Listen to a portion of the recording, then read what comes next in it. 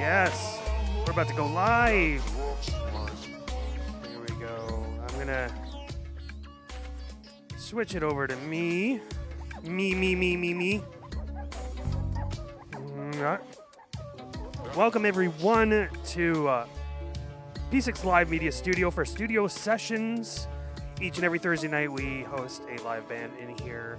And I'm glad you could join us for this evening. I'm really excited. I'm going to start getting these guys unmuted here so we can start hearing what they're all about. Let me see. Do I got everybody? Blah, blah, blah, da, da, da. There we go. That one there. Got the two-hole for school mic up and running. There we go. All right. I think we're ready. J-Bob, I see you. Welcome, of course. J-Bob out of Wisconsin. Friend of the show. Really appreciate you tuning in. Tonight, I'm super excited to introduce and bring through the studio an amazing band, and I really didn't even understand how good they are until I heard them in the rehearsals here. I mean, I've seen parts of them live throughout the open mics and stuff like that, but I haven't seen them all together doing their thing, and it's going to be a special treat in here tonight. Tonight, I welcome a band called Tree Museum. Welcome, guys. Appreciate you being here. Hey. Let me just turn this music down a little bit. Now, I also want to welcome everyone who's tuned in tonight. Appreciate you guys coming on board because we have a fantastic show in store for you this evening. Before I start, I do want to mention that these guys are playing at the Cameron House on May 12th. Did I get that right? May 12th? That's right. Right on. And let me take your reverb off a little bit. And the tickets are going to be available. I'll post the links all in the chat as we go through the night. But enough of me talking. Are you guys ready to play a tune? Let's get to hearing you guys. What do you think? That sounds great. Let's do it. All right. Whenever you're ready, take it away.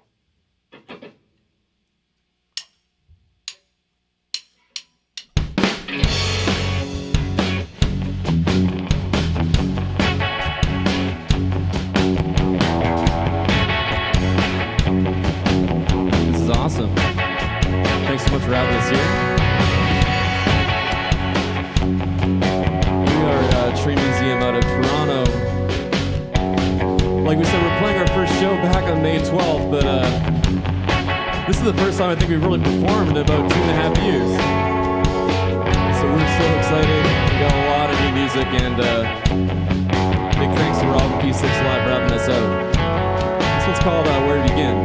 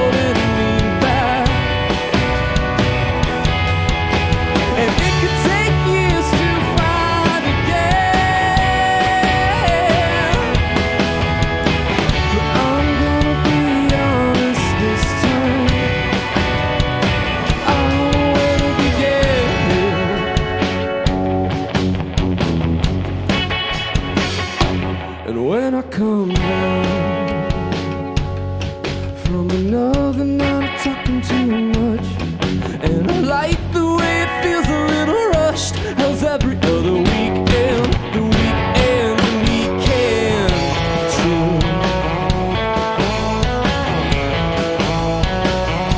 And she stays calm when it's fair for her to get a little mean.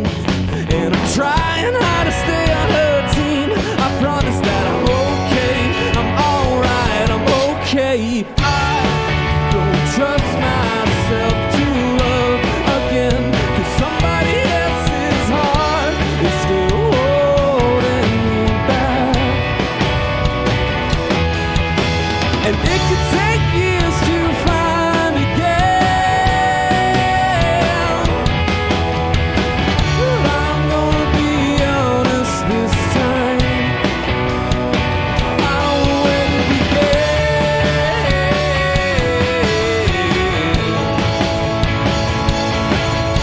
'Cause it could take years to find again.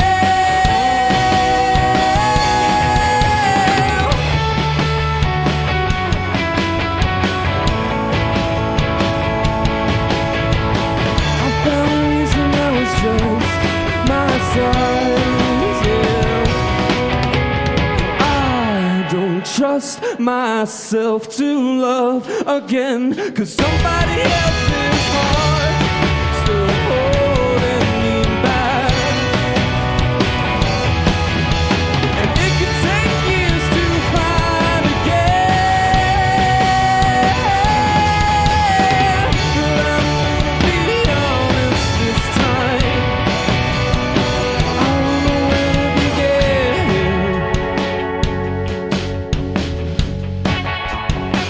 I don't know where to begin. Holy shit. Yeah. That's exactly what I love. I love that sound. And it's exactly why you guys are in here tonight, because loud. Love it loud. Love it loud. Welcome Wild Blue XX saying Unreal. J Bob loves the lead guitars there going. He's doing all the recognition. You guys are seeing the chat up there. And welcome to Zero Sync. Thank you for following. And if you guys are in the chat, get in the chat. Say what's up to the band. They see you right behind me here. They see everything you say. So make sure you tell them what you think and chit chat. And J Bob mentioned that he recognizes the drummer, of course, because it's Adam Hool on the drums. Too Hool for School.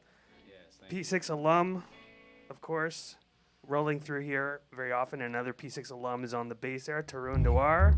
Absolutely, we got that. And on lead here, we got Aaron Tocheri. Am I getting that right? Yeah, to share, yeah. Tocheri, soft CH. And of course, on the guitars, we've got Greg Smith. Did I get that right? He doesn't like the mic, so we're gonna keep it off. That one's pretty straightforward. Yeah, it's pretty forward. Zero Sync, I see you. Pretty sweet setup. Goddamn, great tunes too, of course. And there's more tunes where that comes from. That last tune just blew me away, and they're all that great. They are all that great. So, what do you say we get on to another one? Sure, yeah. All right, let's do it. Which one? What's it called? Which one? So, yeah, over the last while, as everybody did, we did a little bit of woodshedding. So, a lot of the new stuff we're going to play are completely new. And this is one of the songs. We actually tracked this along with our single that's coming out next week at our release show, Hardly There. This song is called Neon Friends. And it's going to be fun. Enjoy. All right, take it away.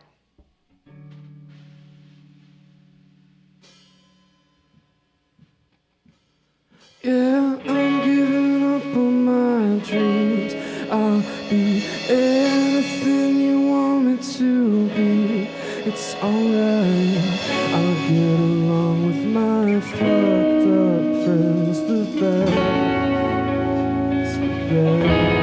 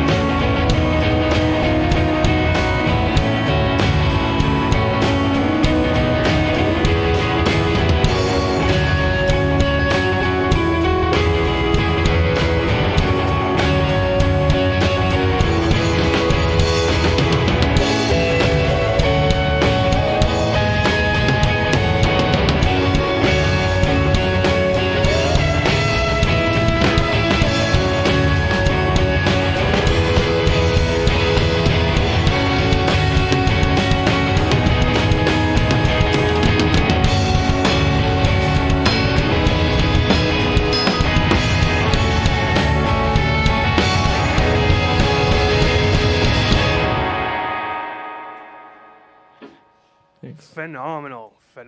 Woo! So good. So good. J Bob's loving it, giving us the fire emotes.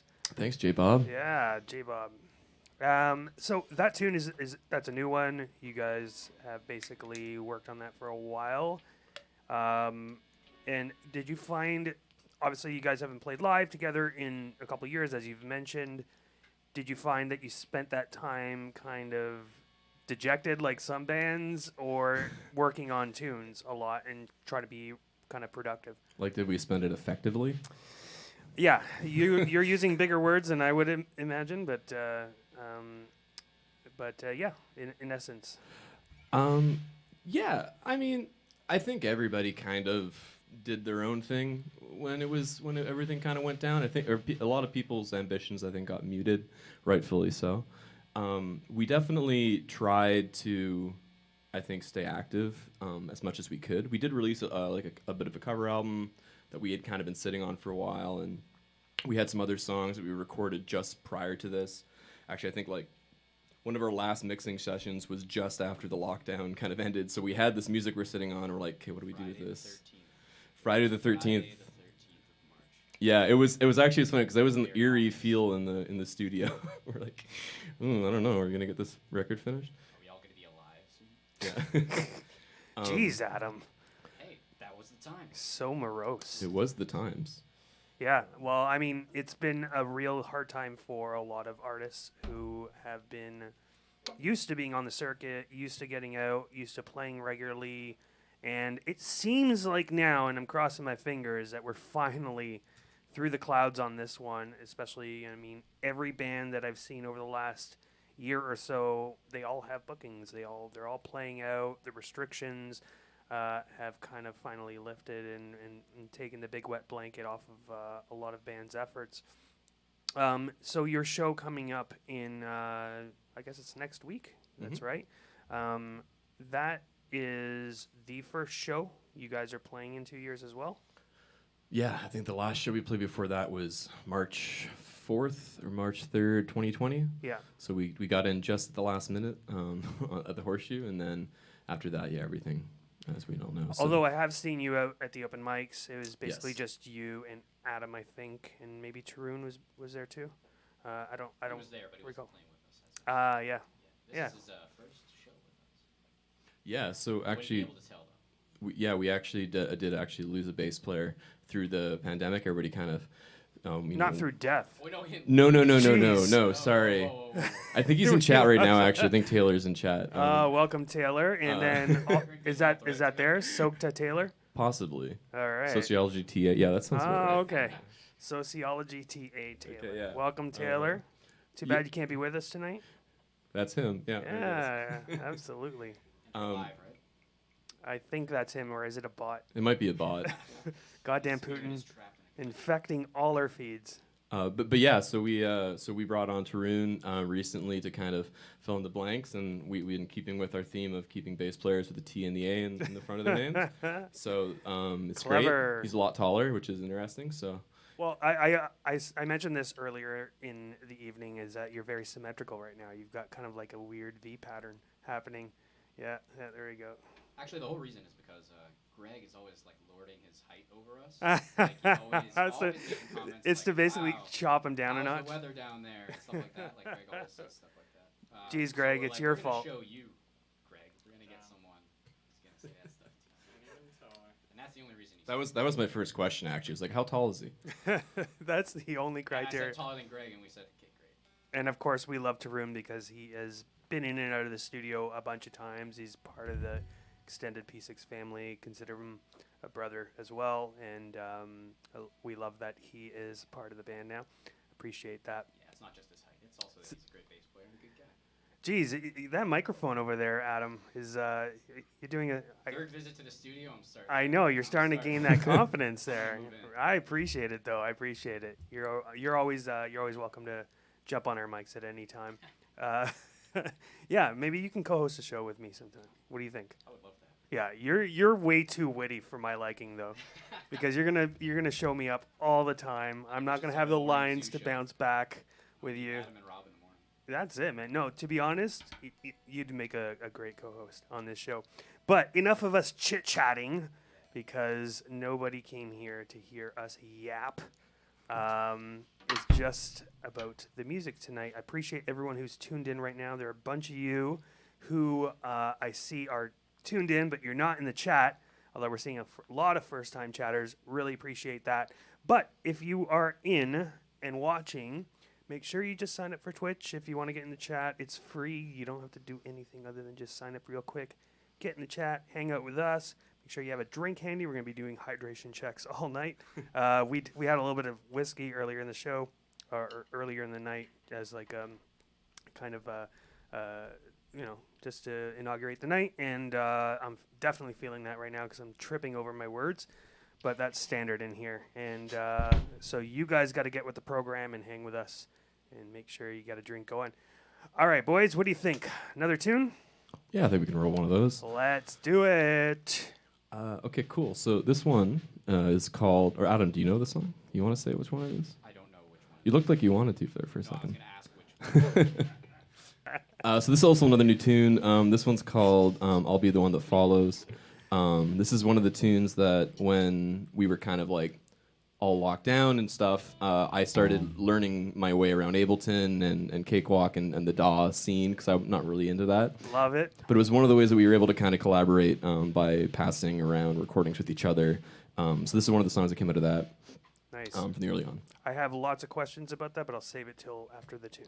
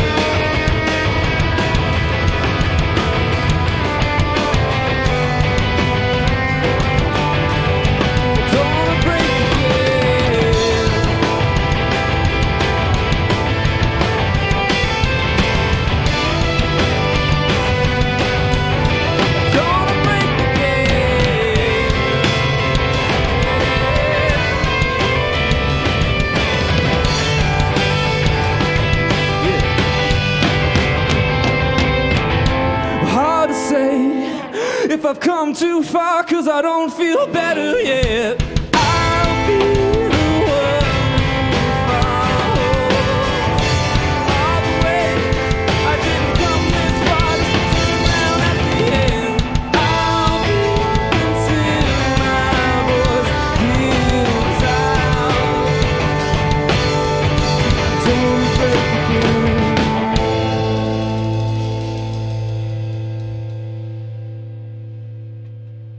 Absolutely killer. Holy smokes. That was so good. So good. And you needed that one you did some DAW work on? Is that we're talking about digital audio workstations. Yeah.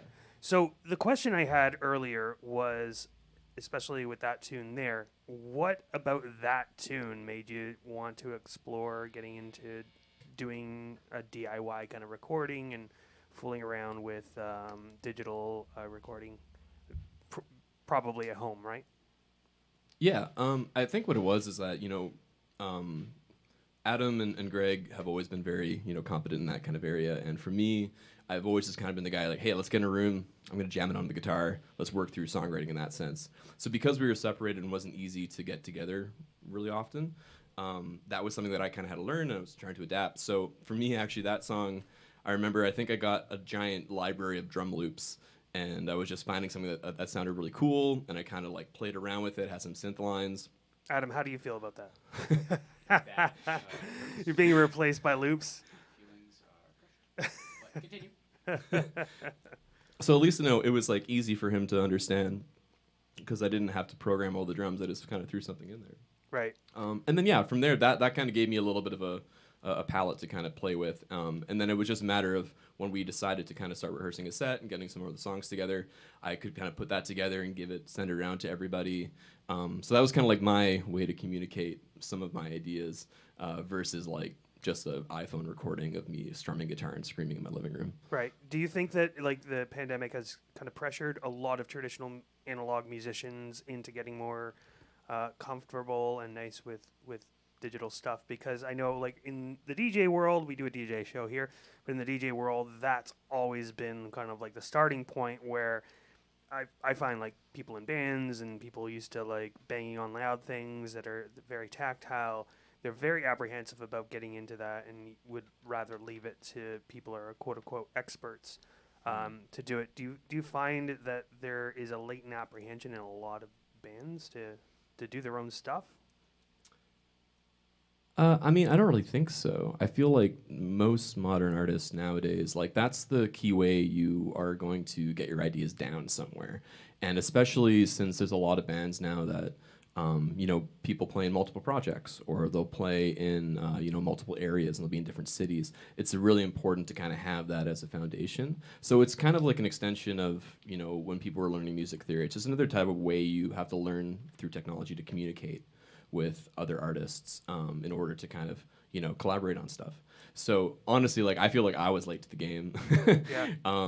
I know that Greg has a lot of experience in that. He's an Ableton wizard with his.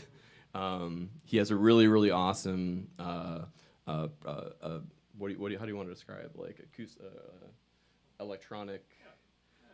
Electronic. See, Greg, this is where the mic comes in handy. Yeah, there. Tell us about Ciro. Tell us about Ciro. Electronic. Definitely a little bit indie. You got to get right up to the mic, brother, or bring it close to you. Indie, electronic, Ciro. Yeah, so Greg has this awesome electronica project. I'm going to call it electronica. That might be like a 90s term, but I'm going to use it. But this awesome EDM electronica project called Ciro. So he's been kind of showing us all that forever, and he's always kind of been the person that would shape our songs in the right way. And Nice. So I was happy to kind of jump into that world briefly anyway.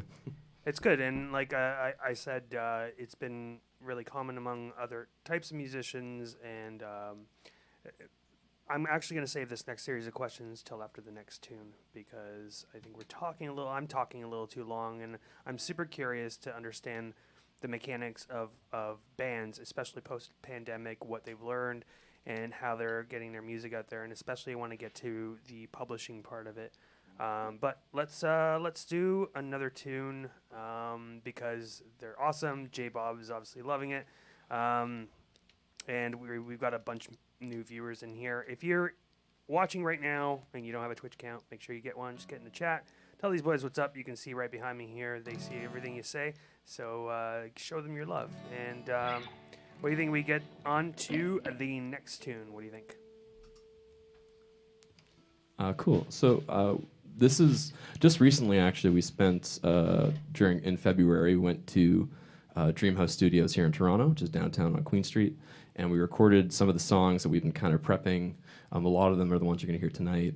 So that second song we played was one of the ones we recorded. And then this song is also a song that it's actually interesting because we actually had done a little session during the pandemic. We went to some Trebas, the Trebas music program, the audio engineering program. They have student nights where you kind of like, they have to do a student project. And we got called out to be like, hey, can you come record a song? Oh, no way. So in the middle, cool. I think it was like January 2021 or something. December 2020. So it was all in the middle of everything, and we came into the studio, and these kids recorded the song. And that made a really good demo for what we ended up recording about a month ago. So this song... awesome. I had no idea about that. How does, if bands are watching right now, how do they get to opt into something like that? Or they have to be chosen?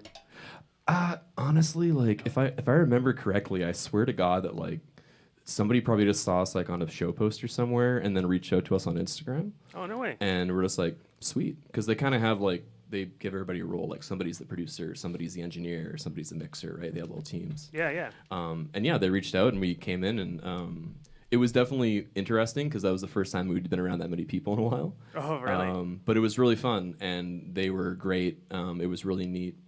And yeah, we got a really cool demo. They were really happy about contributing to it. They're all stoked. Nice. And then yeah, we kind of took that and then we changed it around a little bit and we reworked it for the session we just did. And this is going to be a song we're releasing later in the summer. Excellent. And if people are watching right now and you're in a band or whatever, that's an avenue that you can probably tap into. Go to the sound music schools and ask the faculty or the department head if there is some type of practical project that the students have to work on, and if they do, to consider your band for that work. But that's actually an excellent point. But again, enough of us talking. Let's hear the tune. So this song's called Feel Real. It's about, it's kind of like a numbness everybody kind of experienced over the last 2 years. And how to get through that and kind of how you work with it.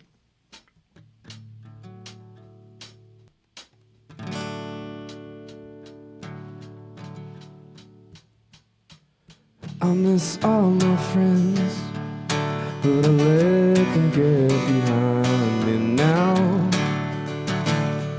And I could have pushed away somehow, but all of the little things that hold me down, I'm all of the little things.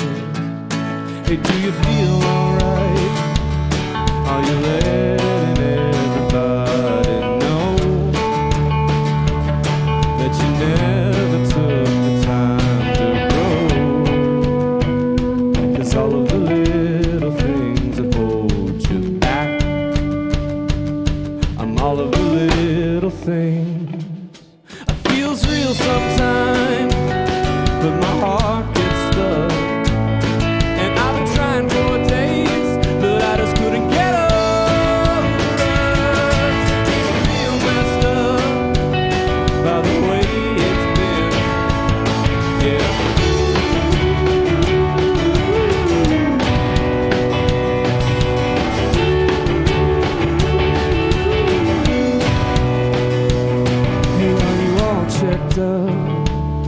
Are you letting all your demons drown?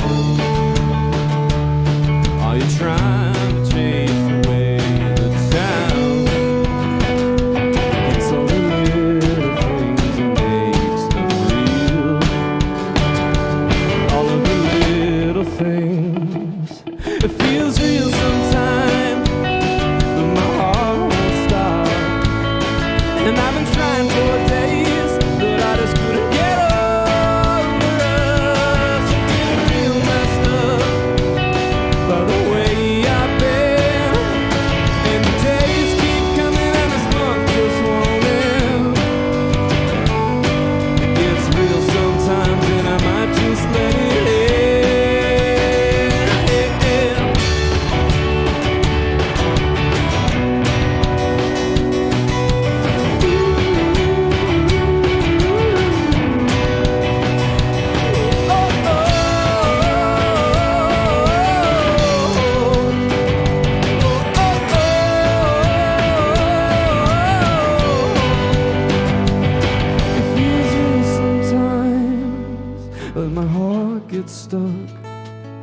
And I've been trying for days, but I just couldn't get over real messed up by the way I've been.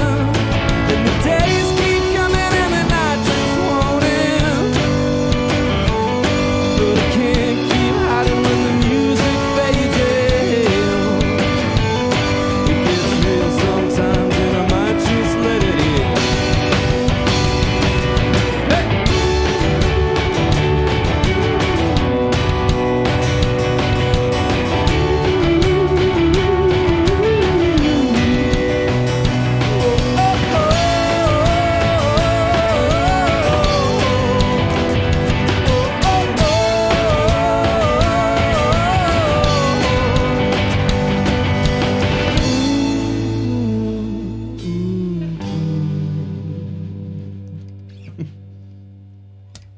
Fucking awesome. Oh, wow.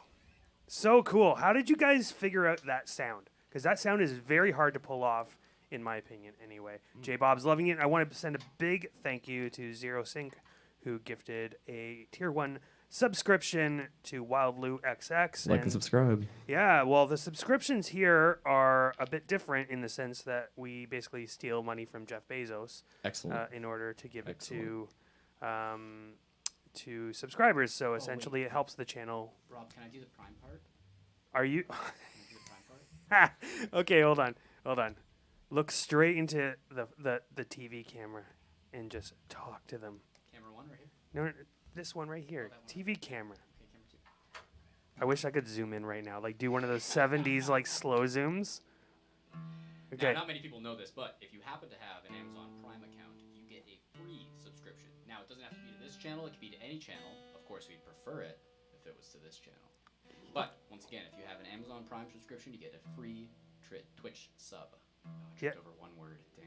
Jeez. That was my read. Well, the fact that there's no script in front of you, that's impressive. You're hired, basically. You're basically hired. But, yes, thank you to Zero Sync, who's gifted a sub. And that one didn't come out of Bezos' pocket. But if you do have an Amazon Prime account, you can basically get a free subscription to this channel, which helps support it. And it helps us go forward. Now, all those particulars out of the way, Taylor saying, we can't hear him. Yeah, I just turned him up. Don't worry about it. We got him. It's okay. You don't really need to. You don't need to hear Adam. I'm a corporate shill. So You guys have a good dynamic. And speaking of that dynamic, how the hell did you guys meet? And how'd you get together? And obviously, we know a bit of the story behind Tarun coming on, but the rest of you guys. I mean, like it's been a long time. So Greg and myself, and Adam, and the other Taylor, and the other bass player Taylor, originally, we're from Thunder Bay, Ontario. We grew up kind of in the music scene there, and we all kind of moved down to Toronto about 2010, 2011. Sounds about right. Yeah, and me and Greg have been making music together since high school. And we were living together, and I had actually tried out for like a couple bands and stuff, and it wasn't really making any sense. And then I was like, hey, let's work on some stuff together. So about 2015, I think, Greg and I started kind of making music. We had some other bands, a drummer kind of come in. Felix Mills, another great local drummer, came in and played with us for a couple of years. And then there was Taylor Perot, our original bass player, also from Thunder Bay, who played with us for a long time. Shouts going out to T-Bay. I'm sure there's a lot of Thunder Bay viewers here. So what prompted you to move to Toronto? Was it the music scene or was it other stuff? One of the jokes in Thunder Bay is that everybody kind of like either goes to Toronto or Vancouver or stays in Thunder Bay. And we had a great time in Thunder Bay. It was an amazing music scene there. It's really robust and very easy to develop a sound. You can get on stage quite readily. There's a really supportive music scene there.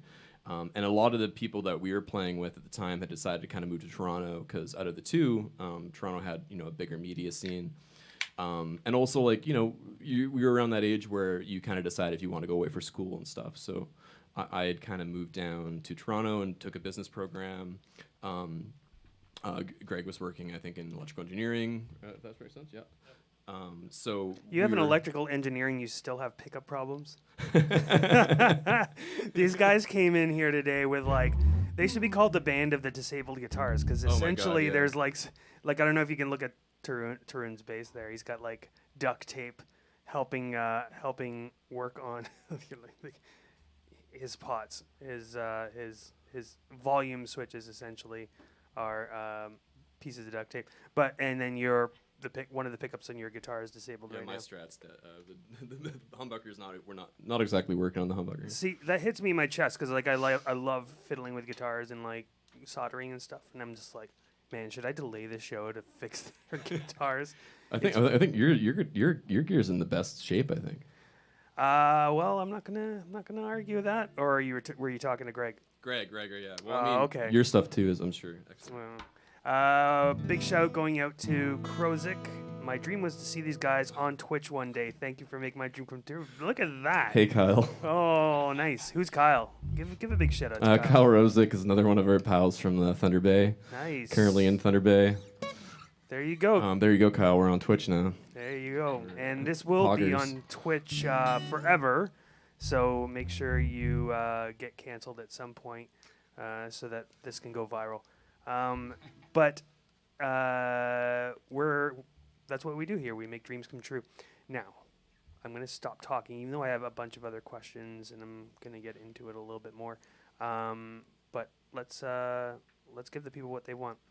What's up next? So we're gonna do a older tune. It's actually probably one of the first or second songs myself and Greg wrote when we first started the band. So excellent segue. This song is called "Someone Else's Body," and it's something that we've carried through our set for a long time, and it's really fun. And it was kind of like the right mix of sounds we were going for at that time, and it was kind of like the sonic fitting for the band for us. So we really like this one. And I love your sound, so I'm super stoked to hear this. Let's take it away.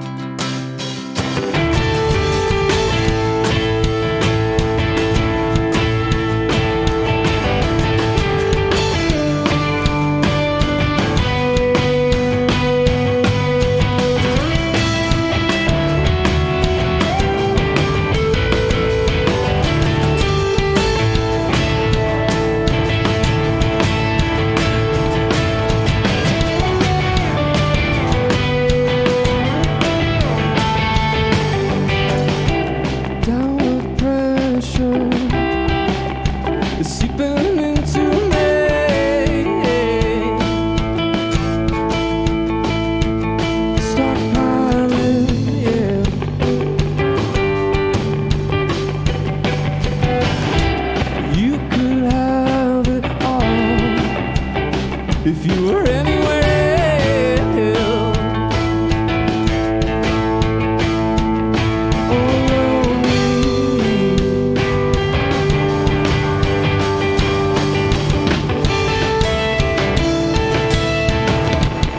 I'll take my time to run away and sing once again. Just warming up.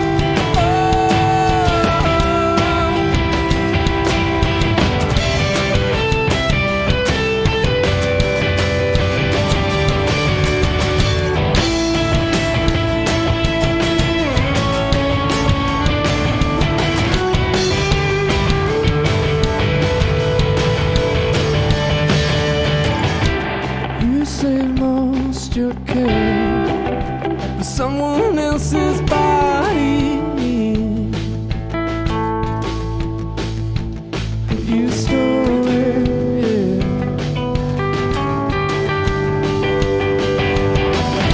Sticking to your flame, just like anyone else.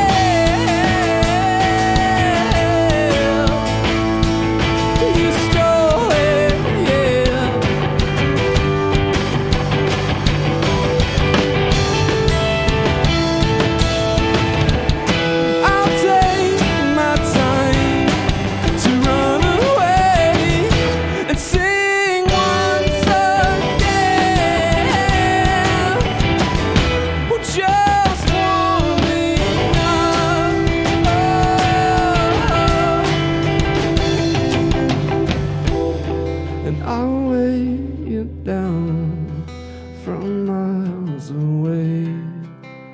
sun could set the clouds on fire, leave you no burn hole to me.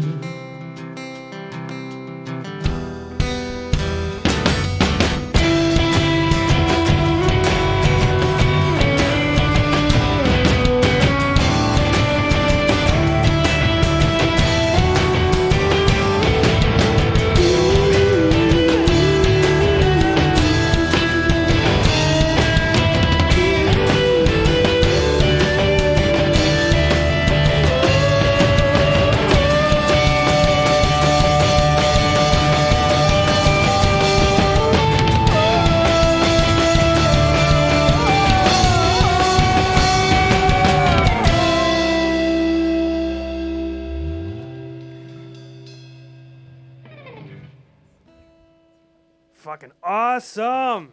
So good. So good. You guys have no idea the energy that's basically coming out of this band in the studio. Unless you have your feed hooked up to giant speakers. It's fantastic. The thing I love so much about Tree Museum is their specific sound. They're so unique. Such depth and emotion and lots of great stuff. Big shout going out to Sam Bass 89. First time chat. Welcome. Making dreams come true here at the P6 Live Media Studios. First studio sessions. I think we're at 14 now, 14 or 15. And Tarun and Adam have been here since the first one. You guys were the first show. You guys were involved in the first show. And also big shout going out to Adam for doing a hydration check right in the middle of the tune. I caught that on camera. I switched over to it. Playing this song for so long that I know exactly when to take the I think you got to turn your mic on, brother. song. Is it? Yeah. Then you got to shout into it. Shout at the devil. I've been playing this song for so long that I know exactly the moment. There you go. Drink a beer. There you go. The important stuff. Big shouts to everyone locked on. We can do a bit of a roll call here and see who is too shy to come in.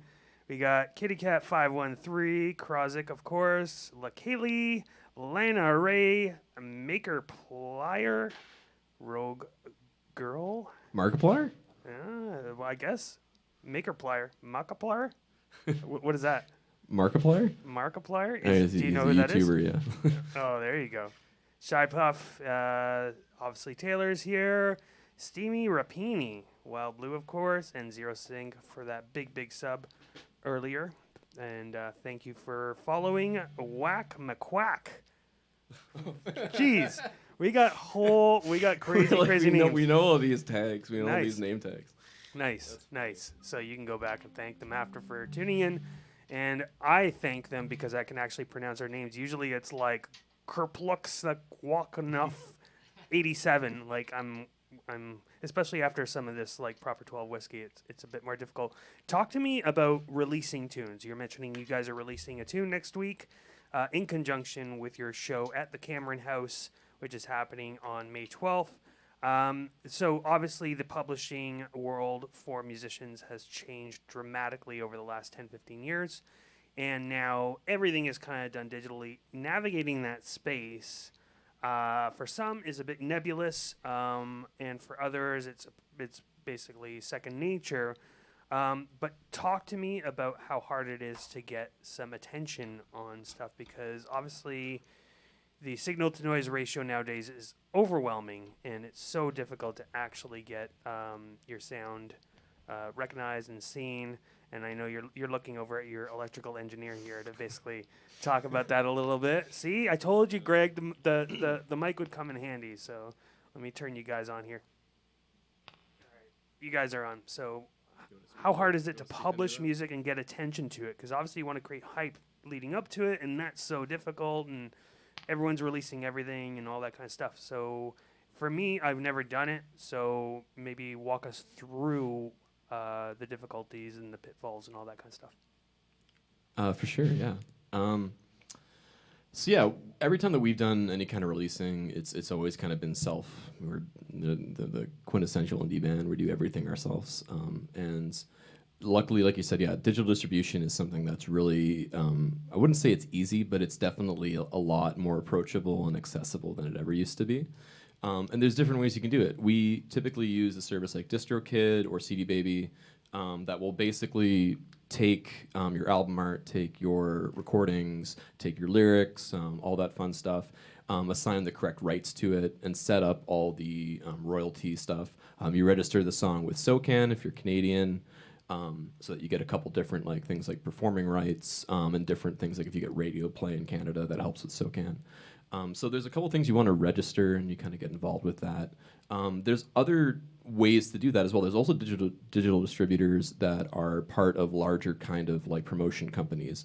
And that's where it starts to get a little bit more interesting because they're the people By who are, interesting, you mean shady? no, like beneficial as opposed to just releasing it yourself. Because they'll start to give you, placements with curators. And likewise, What do you mean curators? Curators on places like for Spotify? for or? playlists, Yeah. or like music blogs. There's a lot of like curated playlists on SoundCloud, for example, that have a lot of views. So they'll get like your music in front of those people. Aside from that, it's literally what it always used to be. Is like instead of sending a CD in a manila envelope to the local records home, you're literally emailing people all the time, being like, hey. Your playlist curator, do you want to check something out? Hey, you're a music magazine that does regular blog posts. Can you check this out? There's some really cool kind of technology platforms like Submit Hub is really awesome. You basically buy a bunch of tokens, and each token gets you like an audience with one person who will like be a music curator of some kind or some kind of music influencer. They can decide to give you a shout out. Nice. So like it's a lot of that, and obviously we try and have good media for it. So we have like photos and album art that we'll do for it. We'll promote it on social media, and we honestly usually try to do a release show. We find that that's really helpful. It kind of Helpful in what sense? It gets you a following, gets you some maybe local press, that kind of stuff? Yeah, I think it's kind of like anybody who is paying attention to the band and would come see us live. Then gets a chance to kind of pay attention to that date at least. Yeah. So that's kind of what we're doing at our show next week, which is for our single Hardly There. So we've been telling people to pre-save and stuff, and then obviously at the show we'll be asking everybody to pre-save, and we'll kind of be playing that song at the end of the night. And then that gives us enough attention and makes the most out of the audience that we do have. That's so cool. And I understand obviously the value of like doing live shows is big, and over the last couple of years it's kind of been impossible or at least difficult. So the other kind of question in terms of distribution recognition are kind of these legacy areas like the Junos are coming up next week. The submission process for all that kind of stuff is never been more accessible, to be honest, because now everything can be done digitally. Have you ever considered something like that, or is that something just not in the realm of bands that consider themselves indie, that type of thing? Obviously, the submission process is long past. I think it ended in November, but do you think that that's something that you might consider going forward? Yeah, absolutely. Or has the relevance kind of passed? Because to be honest, I hear literally zero mentions of the Junos whenever they come up every year among band people that I know. In your headspace, where do they exist? I think a lot of the higher tier or the upper echelon of those kind of awards and recognition, it is still very much so kind of integrated into the traditional music industry. Yeah. So it's a lot of labels, a lot of connections, promoters that you kind of work into, and truthfully, that's usually what you're trying to from my perspective, that's what you're trying to do. As an independent group, like you're trying to generate enough interest so that you can start to talk to these people that'll be like, hey, I want to promote your art, I want to bring it to other people. Because truthfully, it's still very much like they say networking is like whatever, but it's very important. It's still kind of how the majority of the acts you see are going to get in front of you. Networking is extremely important. Super important. Up at that tier, it's definitely a long kind of road towards networking, towards getting presented into the Junos or considered seriously. But by all means, there's categories in all those programs that are based around independent music and are open to independent music locally and geographically. Like if you look at Mississauga has a music video award ceremony. And you guys have done a bunch of videos as well, which in the promos leading up to this, I kind of cut up one of them and popped it out there, and super impressive, and it totally goes with the sound. How do you find access to those kinds of resources? Like multimedia? Yep. You really gotta dig into it and just do it yourself. I'm a video producer. That's what I do. Oh, nice. Commercially. Well, that makes sense. So I have a little bit of a leg up. Greg is excellent behind a camera and looks fantastic as well in front of it. But so between the two of us, we've been able to kind of piece together a lot of cackle. So Adam's like the one person in the band. He hates social media. No kidding. We talk about the cups and string we use to communicate with him. Yeah, I know. It's like for the longest time he didn't have data on his phone, so we had to like send a carrier pigeon. Nice. Be like band practices at 7. I think he has a Morse code receiver. That's usually what I'm trying to learn. Because I want to bring Morse code receiver doesn't ding much these days. Oh shit. Well, but maybe it's a little outdated. What do you think? Time to jump into the 18th century? According to our social media, like if you look at the metrics and stuff, photos of Adam outperform everybody else in the band, That's though. because the majority are unwanted photos of me. So most of the social media is me going, please don't put this on social media. Yeah, it's going to skew that way. Because people are wondering who this ghost drummer is who runs in and out of scenes and just is unreachable. That's why. It's just about revealing the mystery. He's extremely in demand. It's like your rarefied air. Yeah, let's go. Well said. All right, so let's park the conversation about the Junos because I have more to say or more to ask about that and their current relevance, and even terms like indie. Like indie is basically adjacent to being signed to labels, which are basically becoming increasingly irrelevant nowadays, given that a lot of like large bands, they're making their money through alternative means now. But anyways, let's park that conversation. What do we got coming up next? I think I was gonna do it. You guys can do a hydration break because I think I was gonna do this song by myself. Or Adam, if you want to play, this one. Take a break. Okay. Yeah, you play. Okay. Hydration check it is. Then, and You know what? except for Adam, we got him locked in there, so he has no choice. This one I love so much because I actually heard this at the open mic that I first saw you at, and it's such a beautiful, beautiful tune. So I'm very much looking forward to this. The rest of the band's gonna do a bit of a hydration check. Thank you for following S. Tocheri. Is that someone related to you? To Sherry? S to Sherry? Yeah. I think that's my mom. Hey, moms. Moms Tocheri tuned in. So this tune right here, it's a bit more of a solo tune. Adam's going to do a little bit of the drums on it, and let's take it away. Make mom proud.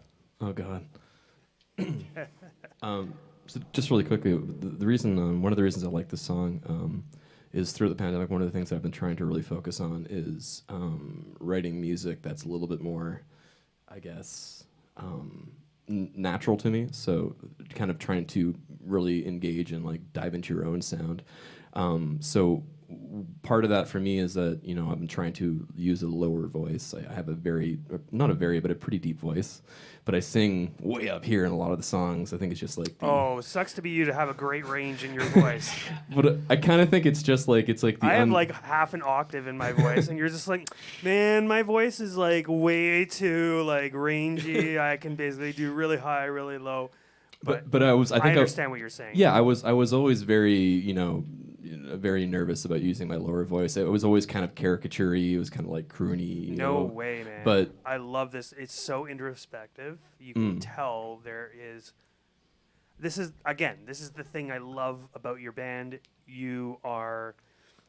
like, the sound is so very front of house, right in your face, but there's so much depth to it as well. So this beautiful interplay of, depth with hardness on a lot of the tunes, and then this one is just like mask off.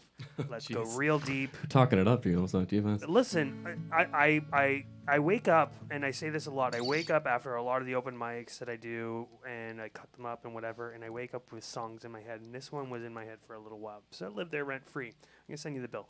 Okay, sweet, man, yeah. All right, let's do it. So this is a song by Timber Timbre called Hot Dreams, and he has a really deep voice, and it is kind of one of the bands that inspired me to explore this part of my range.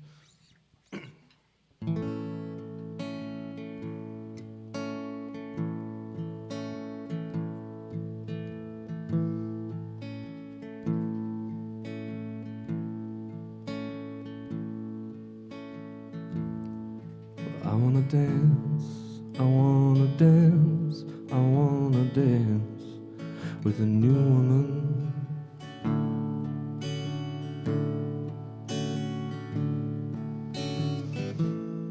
And I wanna still, I wanna still, I wanna still my mind.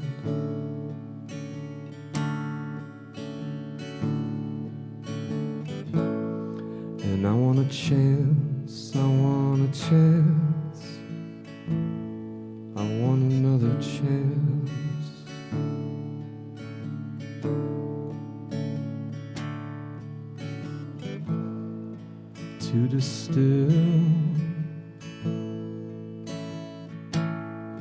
To distill that time.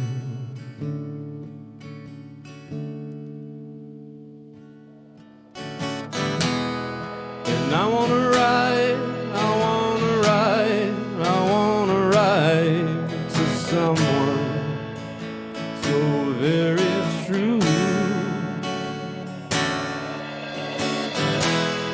And I wanna wake, I wanna wake, I wanna wake from hot dreams of you. Oh, hot dreams.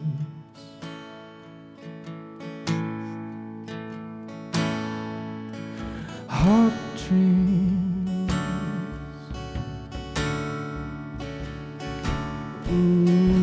Hot dreams.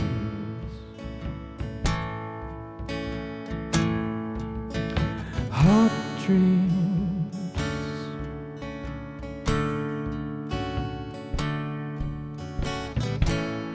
And I wanna rise, I wanna rise, I wanna rise up beside you.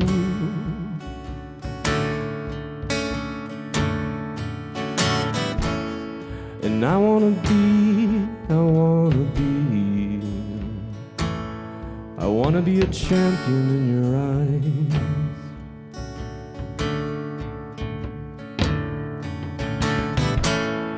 And I wanna follow through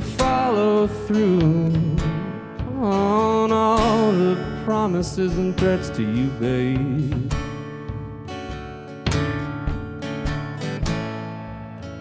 Hot streams will fork and divide. And I wanna take all of your air. And I wanna find another daydream, another nightmare. And I wanna lie me down in your streams. And I wanna wake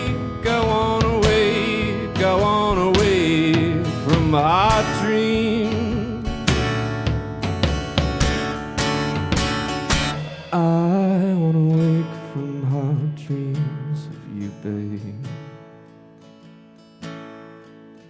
Hot dreams. I wanna wake from hot dreams, you babe. Hot dreams.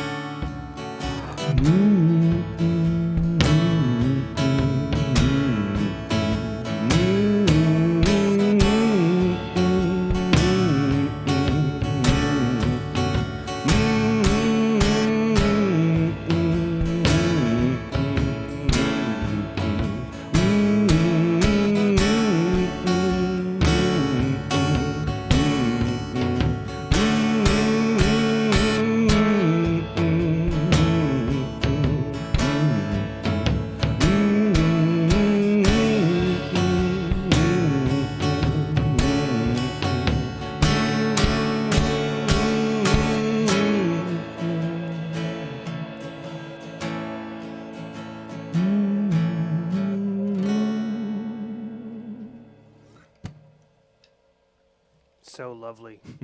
That one is making Mom cry. I can already see it. She's like, love this song. Oh. Aww. Welcome, Mom Tosheri. Appreciate it. Boys are back from the hydration check. And, yeah, we're getting all ramped back up again.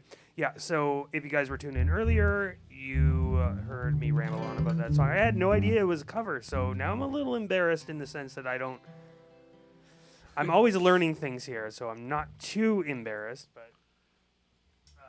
I would love if I wrote that song, but... It's such an amazing song, and Wild Blue loves it. Obviously, Mom's loves it, and we appreciate everyone who's tuned in right now. And I hope you guys had a chance to do a hydration check as well, and get your drinks a-flowing. Is Mom in Thunder Bay right now? She is. Nice. There you go. It's getting to see your son on stage. And, of course, if you guys are in the Toronto area next Thursday, they are playing at the Cameron House back room, which is the big room. And it's been redone and all that kind of stuff. The link is, I'm going to pop the link in the chat right now, their link tree.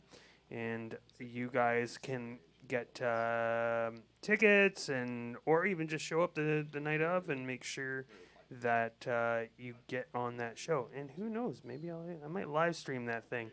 It sounds pretty fucking cool. So look at like Adam's salivating right now. You salivating there, bud?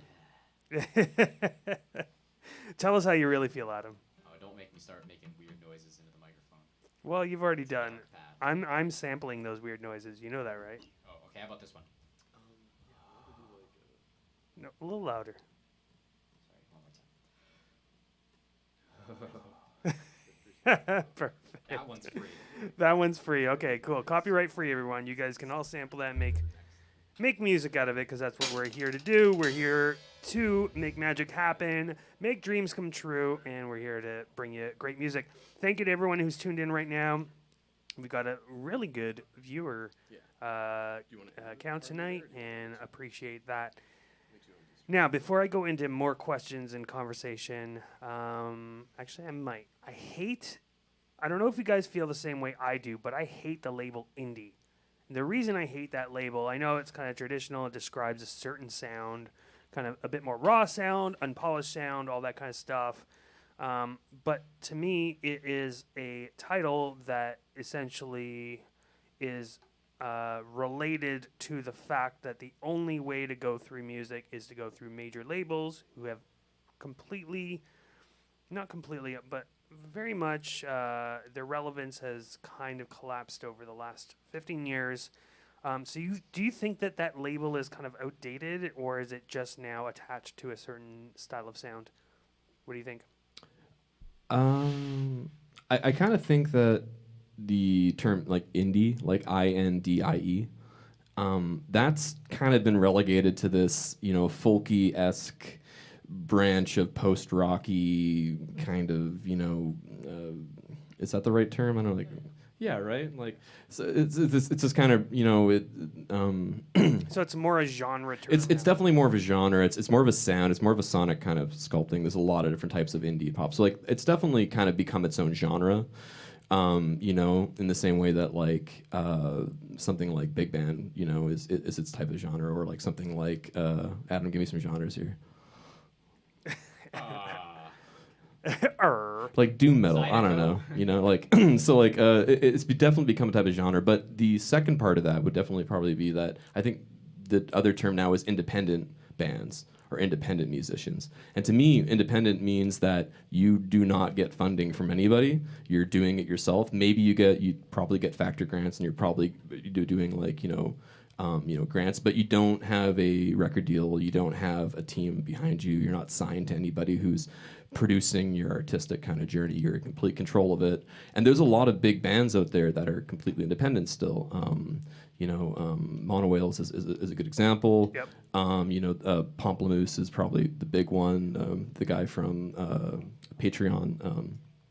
So like, there's a lot of examples of bands being extremely successful as independent musicians, and not having a label behind them coordinating things.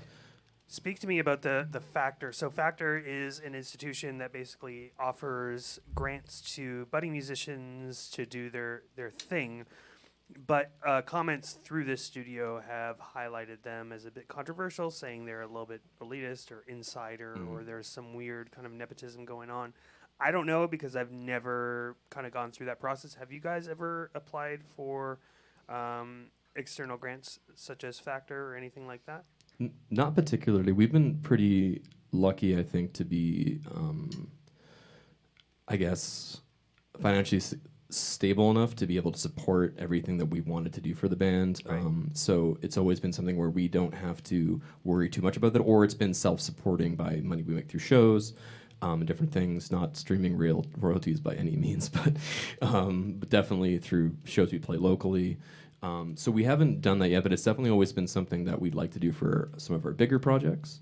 Do you interact with many musicians who do rely on grants and things absolutely. like that? And what is your opinion of them? Because there is a criticism out there that people who rely on grants and external funding like that tend to adopt an attitude of less innovation, or now they've made it, quote unquote, as a musician, so they kind of coast off those things and they maintain those relationships now that they've figured out the formula to get them.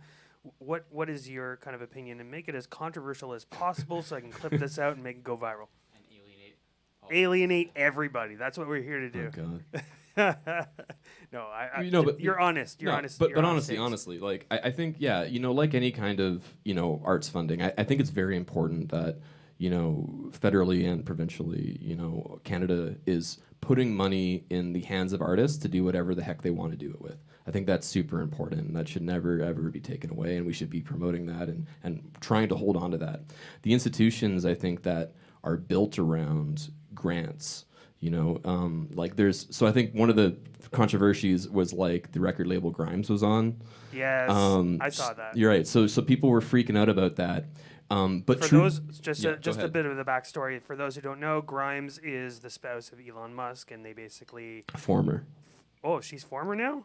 I had no idea. Anyway, they named their kids after a bunch of hashtags. So, but there was a big controversy in that while she was with Elon Musk, that her album basically was given a bunch of grants. But then, if you dig deep down into it, it was it was the record label exactly who are very adept at applying for these kinds of things, and that is part of the criticism as well. In that, when you get signed to a label, suddenly the label just sends their tentacles into every source of funding to fund their engineers, their audio people, their performance people, all the backline people, and not necessarily going to the artist, but basically reducing the costs to the label. Yeah, and I think that's an important point, is that whether we like it or not, the arts scene and the cultural kind of ethos of whatever's happening in Canada or any other country, it's heavily subsidized by arts councils and like the government in some kind of way. Factor is one of the ways that it subsidized the arts and culture scene. So there is an application process, but there are entire parts of the industry, especially smaller record labels, that are relying on that type of funding, in the same way that like not-for-profits would rely on grants. Right. And truthfully, it's like, I think inside of any kind of system like that, there's going to be people who take more advantage of it, and there's going to be people who actually need it. But on the whole, I'm usually of the opinion that I think it's important. We need to always make sure that if the music industry is going to remain like it is and not be a super profitable endeavor, we can't have financial, restraints. We can't have, it can't just be for the people who have rich parents and can be out there and not have to work all their time so they can produce their album. Right. It should be accessible to people, and if we need to fund that, then hopefully there's, good ways we can do that. Yeah, and despite whatever regime of gatekeepers there might be Yes. in establishing who gets the money and who doesn't, it's going to be a conversation that happens in perpetuity, I think, Absolutely. in any kind of arts and music scene. Because at the end of the day, arts back in the day, the Picasso, not necessarily Picasso, but like the big painters at the time. Yeah. Like, a lot of music, Mozart was tied to patronage and having rich benefactors, and that used to be the only way artists could maintain their craft. And nowadays, it's not that, and that is kind of where we're distinct from really, really a horrible regime of funding in terms of bringing the arts. Because at the end of the day, the arts provides beauty to the world, and it's something that we should never forget. And at the end of the day as well, if you looked at a lot of the things people were missing during this pandemic, number one I saw running across my feed, and it's not because my feed specifically has a certain cohort of people that are into the music, but a lot of people were talking about how they missed live music so much. And it really showed the value of it. Even when it was taken away, people really understood the value of it. Now, before we get on to the next tune, I want to give a big shout out to Wild Blue XX, who gifted a subscription. Again, just pulling out the pocketbook and helping this channel out. Really appreciate that a lot. I might even put up a donation link to send these boys some cash. A little bit later in the show, we'll do that. I'll pop that up on the bottom. But info@p6live.com if you want to e-transfer or PayPal anything to these guys. It'll go straight to them. And Zero Sync gifted a sub to Mama Tosheri. Now she's a subscriber to the channel. She just walks in and gets free stuff. Yeah, my mom says she's going to be all over Twitch now. Yes, absolutely. Well, Twitch is an amazing place to actually find really good worldwide independent musicians and help them out. So that's why we broadcast live on Twitch and not some of the other spots, because it really helps us integrate into a budding music scene that needs a lot of attention. Really appreciate Wild Blue, Zero Sync, and everyone else who is following and subscribing. It helps everybody out. So what's up next, tune-wise? What do you think? Yeah, we're going to play some more music again, and some more new music, sorry. This is a song that we wrote, and this is kind of just like a tune about being on like autopilot. It's just like you're just kind of running through life doing what makes sense to you in the moment. And also I think it's kind of about like when people's opinion of you, maybe whoa. Sorry, that was my bad. It's man down. It's also kind of like when people's opinion of you kind of maybe changes because they stop being on autopilot, and you have these friends who you realize, okay, and when they're paying attention, they're not that great to you. Name names. Nobody in particular. Okay, whatever. So diplomatic, but let's take it away. All right, let's do it.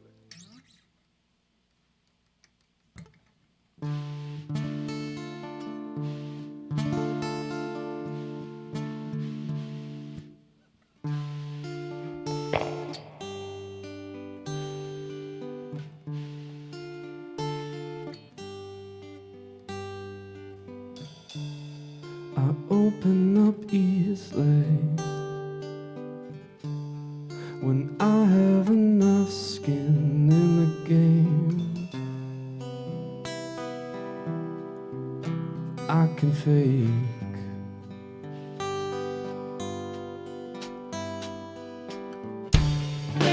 You were silent, as silent as I might wanna be, but it hurts to breathe.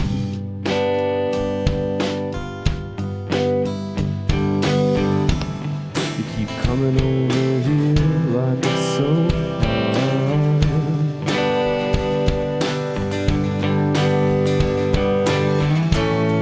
but you don't give a damn what the risks are. Maybe get a new job, maybe get a new skill, maybe never do anything again.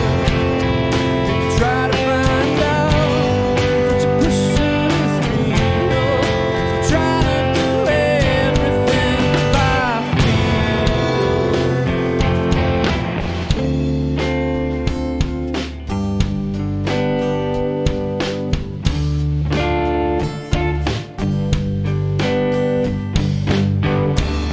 Now you're coming up slowly,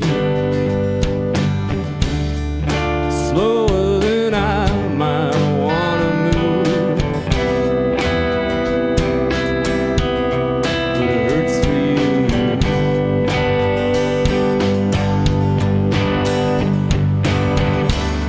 And you wanna be a martyr, die for the life you thought you'd lead, but it hurts to breathe.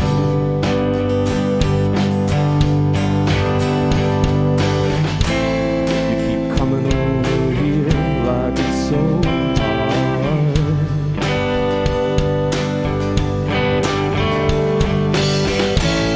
but you don't give a damn what the risks are. Maybe get a new job, maybe get a new skill, maybe never do anything again. Maybe try to find out what you feel is real.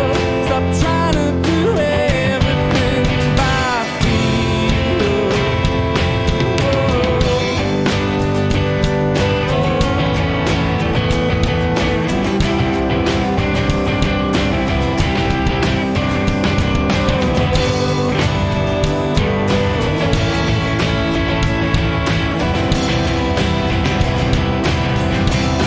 Maybe get a new job, maybe get a new skin, maybe never do anything again.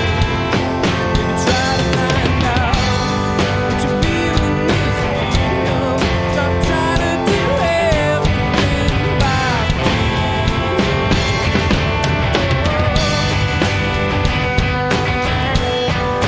Try to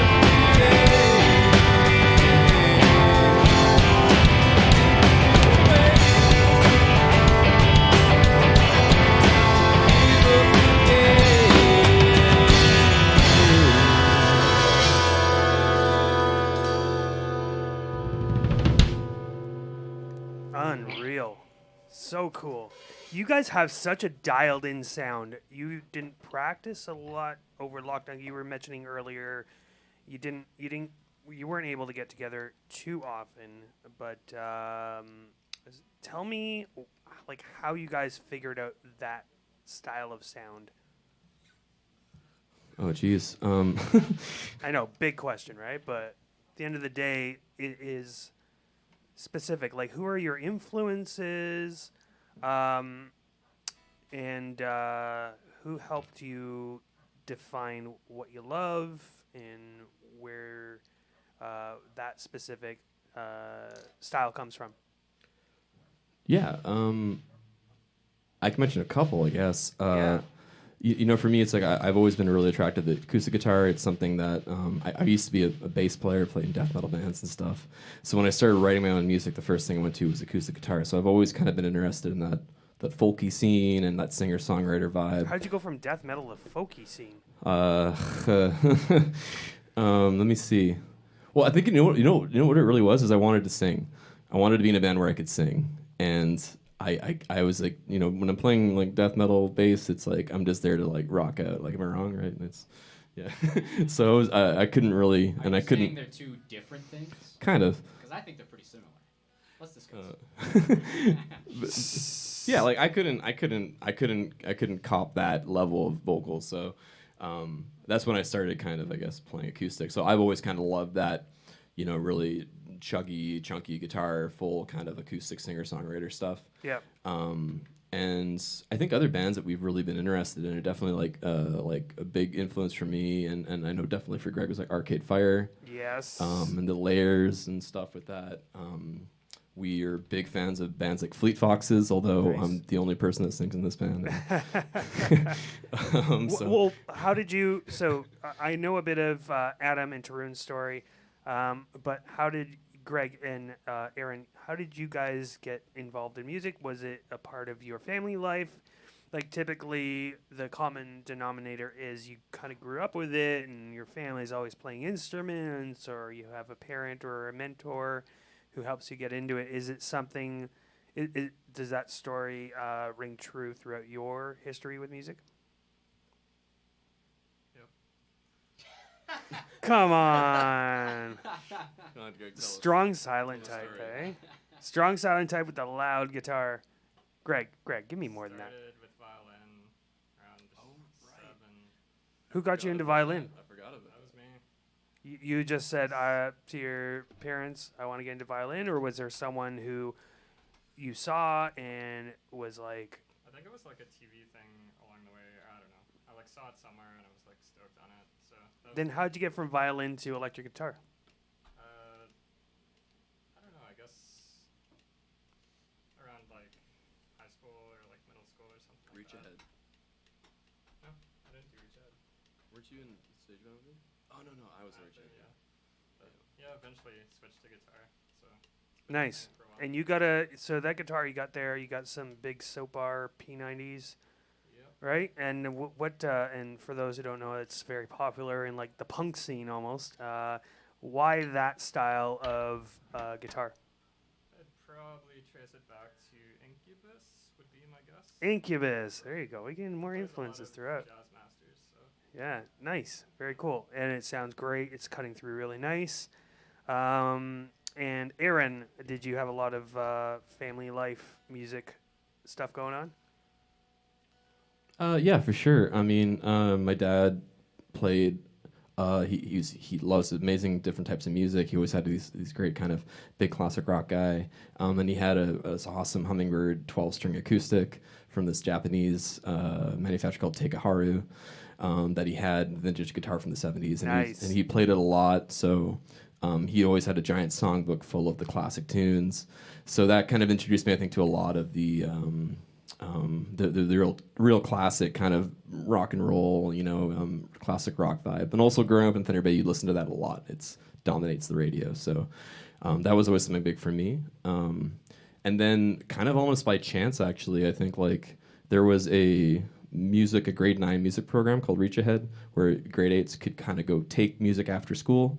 So I went and I did that, and I really wanted to play guitar, but there was somebody who already played guitar, so they said that I could play bass as a compromise, so I took up bass, but it was like a stage band, so there wasn't any bass written. There wasn't a stage band. It was like big band music. So there wasn't really any bass in there. So I had to play tuba music for the longest time. So I learned how to play bass on tuba music. Nice.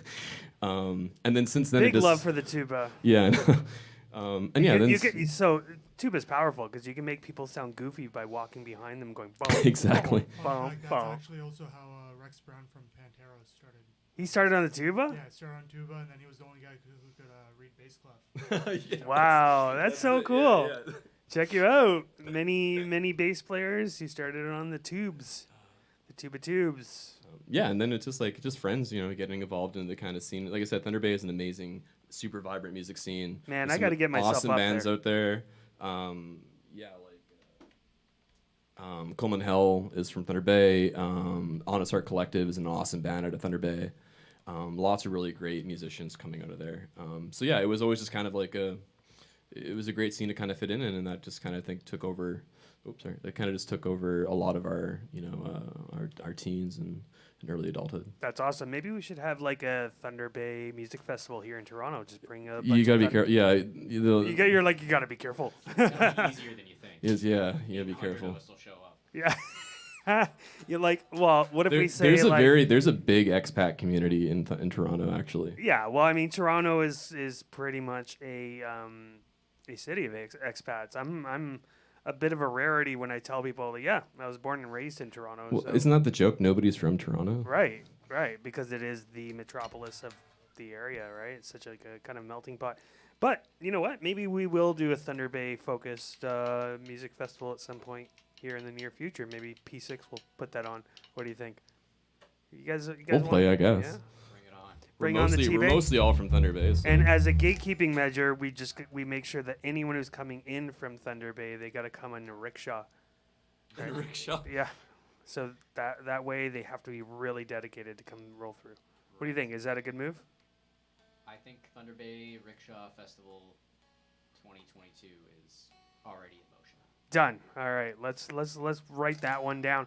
And you guys can see there's a link at the bottom of the video here that you're watching, the feed. It says, buy us around, e-transfer, PayPal, tips at p6live.com. These boys, give them a few ducats. Put some ducats in the bucket, and we'll go forward. Mooseman14, welcome. Hey, we see you. We see you in the chat there. And if you guys are just watching tonight, start up a Twitch account, get in the chat, tell these boys what you think. They're watching this the same way I'm watching this. And they'd love to hear from you, and make sure you got your drinks handy, and keep them going, keep them flowing all night here at P6 Live Studio Sessions. I think we're at number 14 now, lucky number 14. And what do you think? Next tune? We're going to take it away? Sure. What's this next one? So this one is actually the song that we're releasing next. It's going to be a departure because we're playing pretty soft songs. And this is a very heavy tune. Love the heavy. Heavier the better, man. So this is a song that we've been working on for a while. It's one of the heaviest songs I think we've done in a long time. So this is actually the tune "Hardly There." We're going to be releasing it next week at our on May 12th. So hit that linktree.tree museum and check out the pre-save links. Pre-save it on Spotify, Apple Music, Deezer, all that fun stuff. And we're really looking forward to this one. Yeah, and people who are listening and they're not paying attention to the chat, it's linktree /tree.museum. Just check that out. Get all their connects, all their links. Make it out to their show next Thursday at Cameron House Back Room, and we'll love you to death. Let's put it that way. We promise. We promise. All right, let's take it away.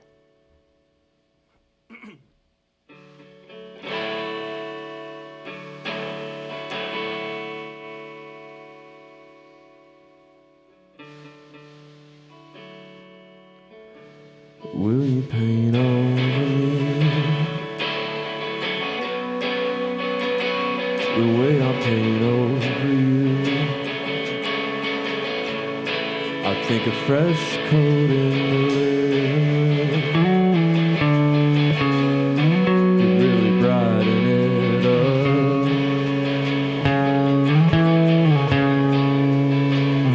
And we should get back to work. The city keeps taking us. Maybe you could find someone that isn't so serious. I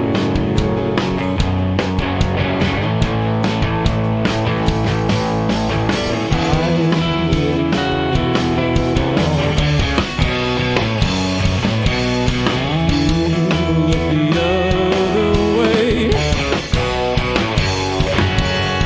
Oh, what a man to say. Oh, what a card to play. I heard you fucked with the wrong guy and went right back to your old ways. Like I'm hardly there. It's not like you once were. You said the one thing about trust is that you never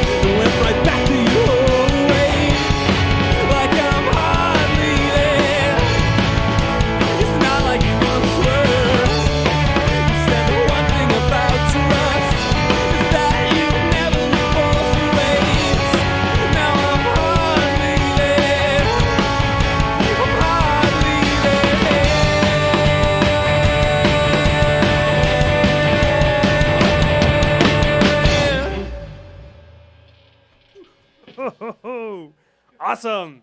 So good. I love it loud. I love it loud in here. People who know the show and know my comments, they know that you got to strip the paint off the walls loud. That's what way I love it here. And I also want to apologize to poor Adam, who's in the loud room right now. Sorry, bud. That's why I got the earplugs. That's it. That's it, buddy. You know what? I should have a stack of earplugs in here to assist all drummers who we love to abuse here in the P6 Live Media Studio. Adam, obviously included. He's you out of any drummer, you've probably been in the studio the most. Oh. Yeah. Well, that's nice. Speaking of being in a studio or being somewhere the most, you just recently got back from Cuba. Cuba. Big shouts going out to David Triana.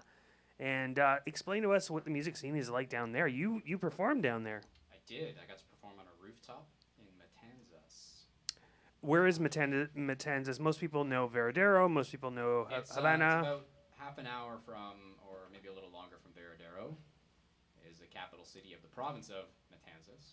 And I was staying with Mr. David Triana in Cardenas. which Perfect. is about We 40 got to minutes. bring him in and like that whole band. He's got a great energy, that guy. Love him to death. Very positive. Super positive dude. So put in a good word for me, Adam. Bring him in. Bring that boy in. Shall do. Yeah, and so going to Cuba, because Cuba is a bit of a, I don't want to say it's a bit of a, it's not a black hole, but like it's confusing to kind of musicians who maybe want to do a world tour somewhere because of like the access. I mean, as Canadians, we tend to have a bit better access to Cuba than most people. But landing there, did you have to bring gear? Like, how does it work? Did you have to have special permits? I didn't have any special permit. They didn't really care what I was doing there particularly. Really? They were didn't just- say. They were just caring if I was No questions in bringing, Cuba. $10,000 or more there. Then maybe some questions might have been asked. But I was advised to bring my own cymbals. Why? Well, I said, I'll play on anything. It doesn't matter. And he says, picture the worst gear you've ever used, and it's worse than that in Cuba.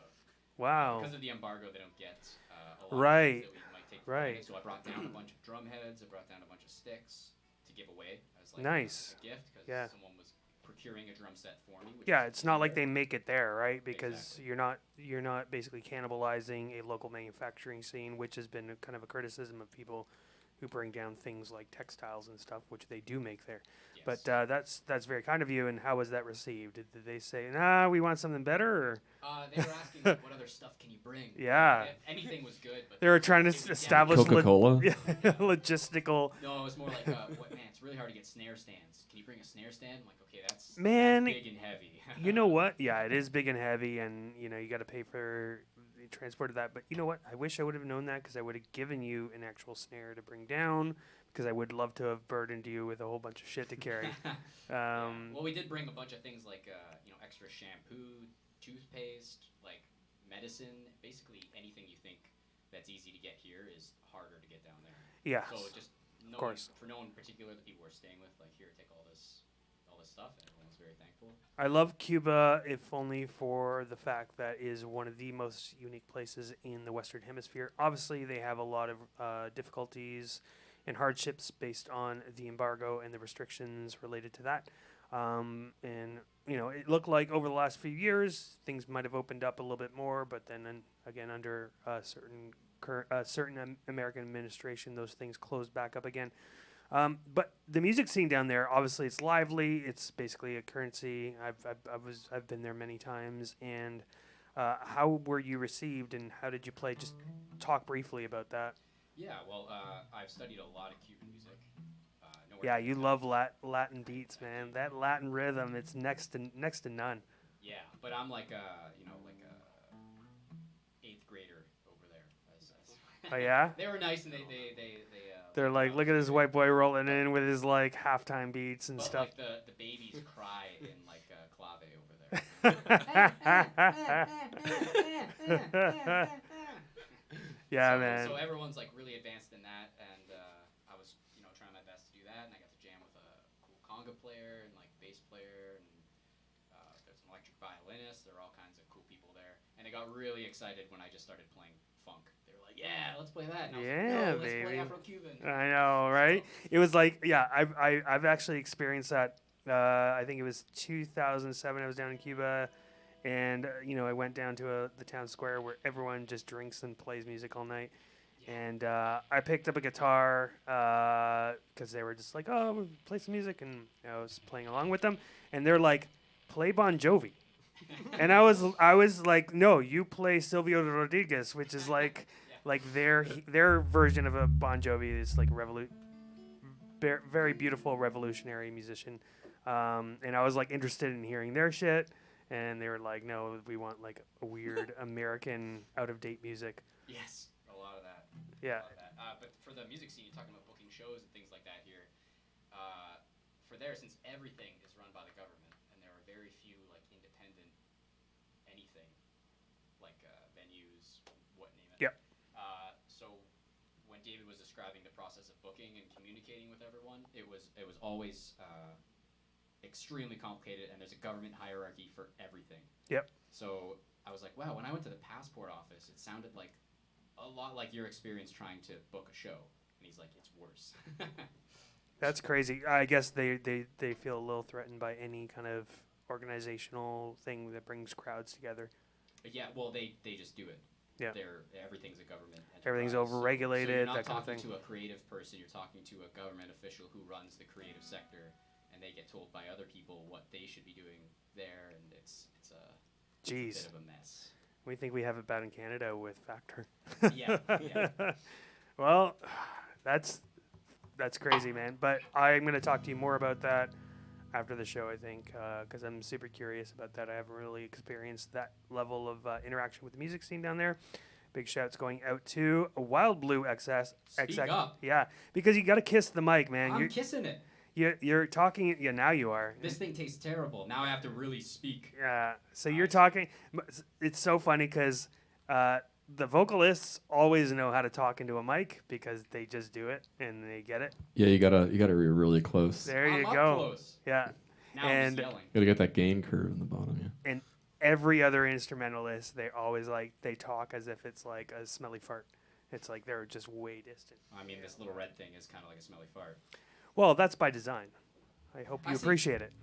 We spray fart smell on that before the show because, like I thought it said, was just me. no, we love to torture drummers in here. You know that by now. You're the most frequented drummer through the P6 Live Media Studio. Anyway, tonight we have Tree Museum. They have been going for a while now, and I love their sound. And Wild Blue, I know you say you can't hear you, blah, blah, blah, but that is how we love it. We don't want to give Adam too much confidence throughout this whole Very thing. They are playing next week at Cameron House Back Room, which has been completely redesigned.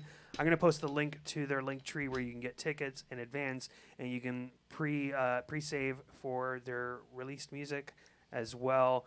But for right now, I think we're going to get on to another tune. What do you think? Yeah, that sounds great. I think we got one good one for you. It's not? Are you saying this is the last one? I think it might be the last one for you. Yeah. Okay. Well, if this is the last one, I will make sure that I'll post all the links below so that everyone can follow. And oh my God, Wild Blue, you're going crazy! Gifted another tier 1 sub to Mooseman14. I really appreciate that. You help this channel go forward. And of course, I'm going to pop the donate link up for others who don't really want to subscribe to the channel but do want to donate to the band. Tips at p6live.com. You can e-transfer or PayPal and buy these boys around. And if you really want to support them, the link tree, which I'm popping into the chat right now, you can go there and follow them on Instagram, get tickets to their show next Thursday, and pre-save for their album and their song release stuff. But for now, we're getting on to the last tune of the night by Tree Museum. We are Studio Sessions here at the P6 Live Media Studio. We do this each and every Thursday night. A live band we feature, and we do on-location stuff as well. This Saturday, we are doing a DJ show at OPJX. So if you guys are interested in that, make sure you follow the channel, and we will see you there. But for now, I'm getting off this mic, and after they're done their tune, we are going to close the night out. So we really appreciate you all tuning in tonight. We love you, and and we will see you next show. All right, boys, let's take it away. What do you think? Sounds great. This is another old tune. This one's called Two Homes.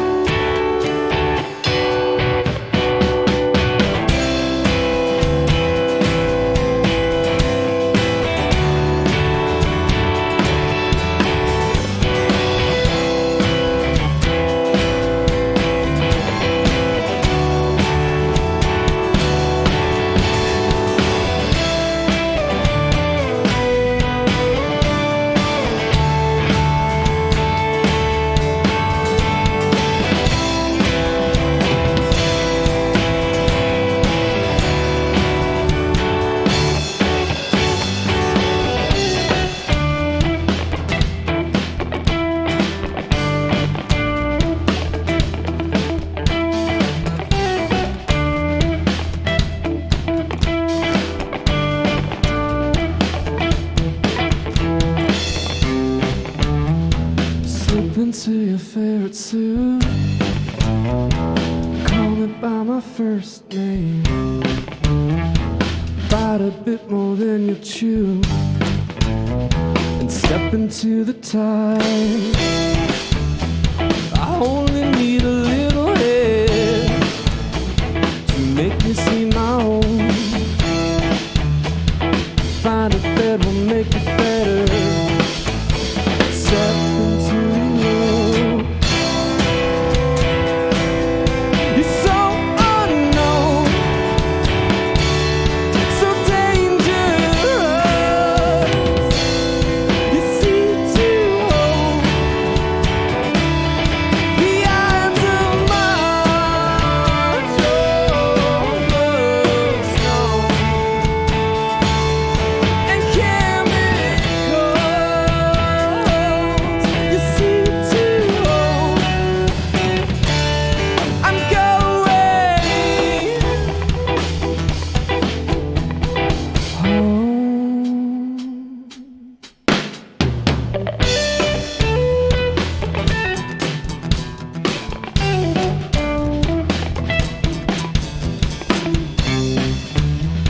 Slip into your favorite suit, call me by my first, bite a bit more than you chew. I'm walking in reverse. I only need a little head to make me see my own. Bite a bed won't make it better. Step into the road. You're so unknown, so dangerous. You see too old. The eyes of March over stone and chemicals. You see too old. I'm going home. Thanks. Thank you so much for coming in. I super appreciate it. You guys were fan-fucking-tastic tonight. You're getting calls to keep it going, but I know we got to keep people wanting more. You guys have a show next Thursday at Cameron House Back Room. And right now, what I think we're going to do is raid another channel. If you want to hear more tunes, we're going to go to another channel. We're going to pay it forward. Sabrina's solo show. When you get in there, make sure you say what's up. I really appreciate Tree Museum for coming in. Adam, Tarun, Greg, Aaron, of course. We love you. You guys are part of our family now and really appreciate you guys coming in. Thank you so much. So we're gonna raid Sabrina's solo show, and when we do that, let me see. Yeah, here we go. When we do that, get in there. Tell them you came from P6 Live, and that you make sure you follow their channel. And if you want to buy these boys around, tips at p6live.com, and it'll help support what they're doing. Thank you for everyone who watched tonight. We do this each and every Thursday night. Thank you for everyone who subbed. Thank you for everyone who followed. And we will see you next time for sure. Let's raid. Whew.